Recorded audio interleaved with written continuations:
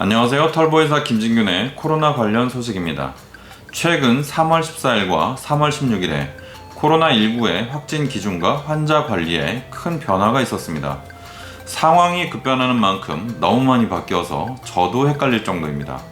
오늘 이 영상만 보시면 바뀐 내용을 한 번에 따라잡을 수 있도록 준비해 봤습니다. 3월 14일부터 2년 동안 코로나 확진의 기준으로 삼았던 PCR 검사 기반 확진자 분류가 전면 폐기되고 신속 항원 검사만으로 확진 여부를 판단하고 있습니다. 앞으로 한 달간 전문가용 신속 항원 검사에서 양성 결과가 나온 경우 PCR 검사 없이 바로 공식 확진자로 분류하기로 하였습니다. 전문가용 신속 항원 검사는 개인용과 제품은 동일하지만 나라에서 지정한 병원에서 검사한다는 것이 다릅니다. 집에서 개인이 실시한 신속 항원 검사는 공식적으로는 인정받지 못합니다. 다만 병원 입원 환자나 폐쇄시설 입소자는 현행대로 PCR 검사를 해야 됩니다. 집중관리군은 중증으로 갈 가능성이 높아서 나라에서 환자의 상태를 직접 살피는 환자입니다. 기존에는 집중관리군이라고 하면 60세 이상이거나 50세 이상의 기저질환자, 40대에 먹는 치료제를 처방받은 자, 그리고 나이에 관계없이 면역 저하자 등이었습니다. 3월 16일부터는 이 기준이 조금 바뀌었습니다. 50세 이상의 만성질환자와 40대에 치료제를 먹는 사람 내용을 없앴습니다. 고혈압, 당뇨 있는 환자를 뺀 것입니다. 아무래도 집중관리군이 너무 많아지다 보니 시행한 조치 같습니다. 그래서 바뀐 기준은 60세 이상과 나이에 상관없는 면역 저하자 이렇게 좀 간소화됐습니다. 60세 이상 확진자도 무조건 집중관리군이 되는 것은 아니고 기초정보조사 중에 증상이 괜찮고 환자가 집중관리를 원치 않으면 일반 관리군으로 편입시킨다는 내용도 있습니다. 기존에 신속항원 검사를 1차적으로 하고 양성이면 PCR을 또 하고 기다렸었는데 이제는 신속항원 검사에서 양성이 나오면 바로 확진인 것이 아주 크게 다른 겁니다.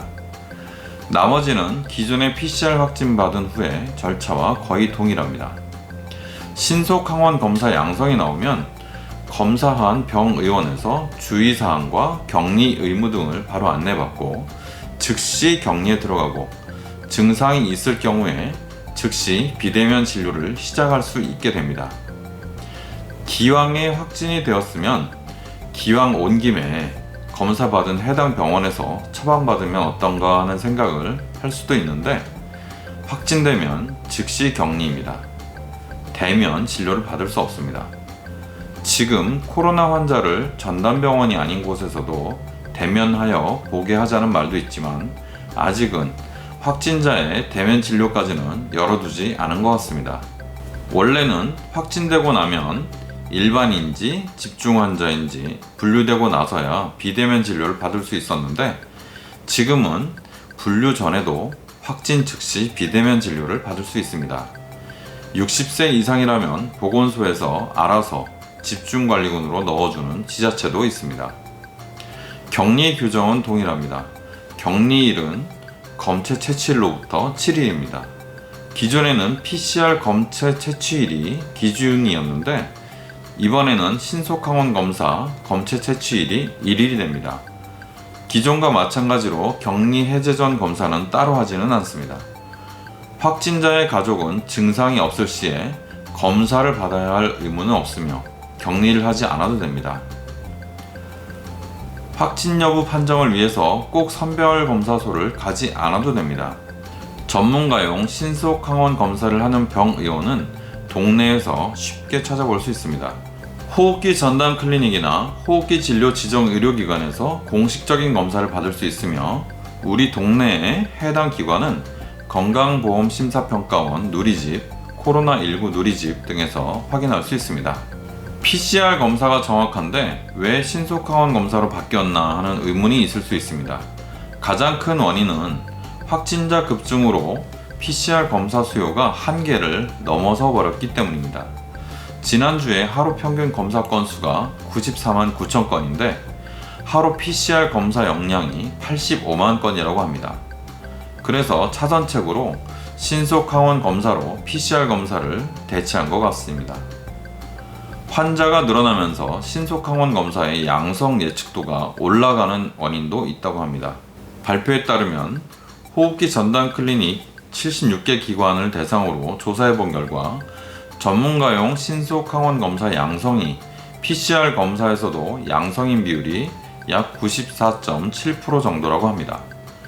신속항원 검사 후에 PCR 결과를 보기까지의 공백이 하루 이틀 정도 있어서 격리나 투약이 늦어지는 것이 문제가 된 적이 있습니다. 기존에는 개인이 한 신속항원 검사나 의료기관에서 한 신속항원 검사가 양성이면 PCR 검사를 진행해서 확진 여부를 판결했었습니다. PCR 확진이 되고 나서야 집중관리군과 일반관리군으로 분류되어서 관리가 되었습니다.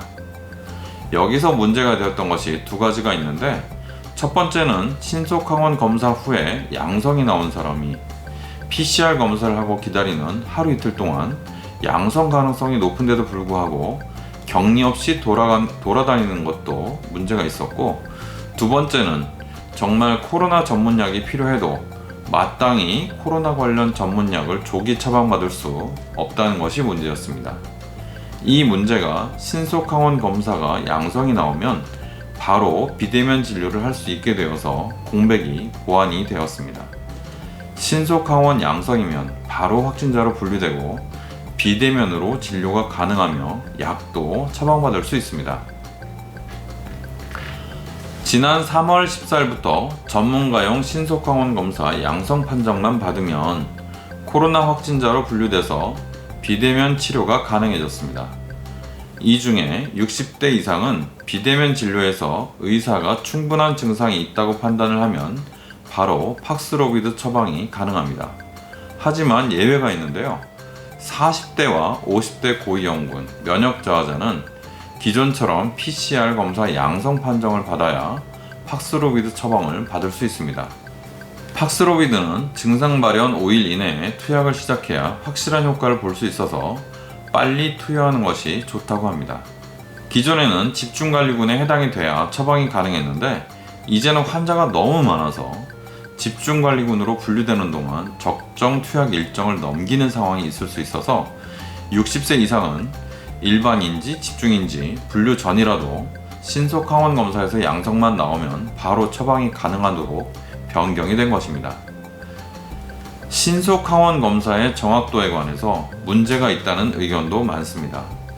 아무래도 PCR 검사보다는 신속항원 검사의 정확도가 떨어지기 때문입니다. 하지만 환자가 많을 때는 양성 예측도가 올라가기 때문에 PCR 검사와 큰 차이가 없어지므로 신속항원 검사로 PCR을 대체하는 것이 큰 문제가 되지는 않는다는 것이 정부 측의 주장입니다. 최근 코로나19 감염이 많이 되면서 유병률이 높아짐에 따라서 전문가용 신속항원 검사 양성 예측도가 과거에 측정된 95%보다도 더 많이 상승하였다고 보기 때문입니다. 하지만 양성 예측도가 올라간 반면 음성 예측도는 낮아져서 신속항원 검사로 음성이 나온 5명 중에 1명은 가짜 음성이라는 주장도 있습니다. 이런 보도들을 보면 역시 PCR 검사를 신속항원 검사로 대체하는 것이 다소 무리가 있기는 하지만 지금은 환자가 폭증해서 다른 선택이 없습니다. PCR 검사를 다 할 수 없습니다. 그러니까 어쩔 수 없는 상황이라는 거죠. 3월 15일 현재 확진자 수가 40만 명이 넘었습니다. 엄청난 숫자이죠. 하지만 3월 1일 이전에 집계하던 확진자 수와 단순 비교하시면 안 됩니다.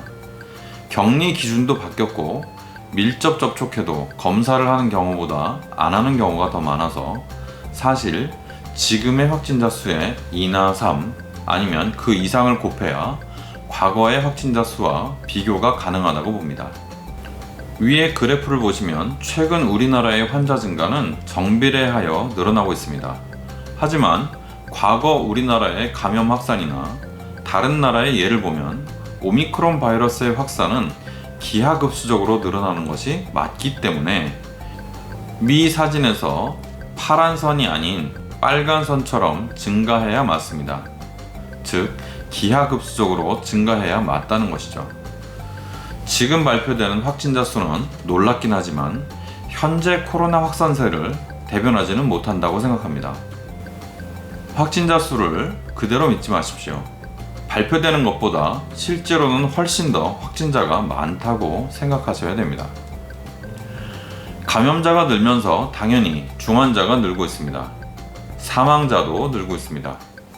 3월 14일에는 하루 293명까지 늘었습니다. 확진자 수보다는 중환자나 사망자 수가 현재의 확산 정도에 대해서 더 믿을 만한 수치입니다. 이 중에 더 신빙성 있는 것은 사망자 수인데요.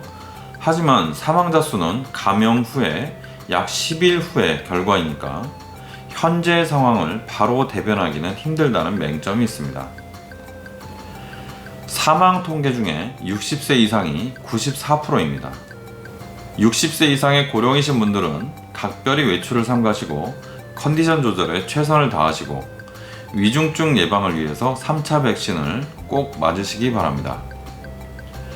위 그래프는 세계 전체의 코로나 누적 환자 그래프입니다.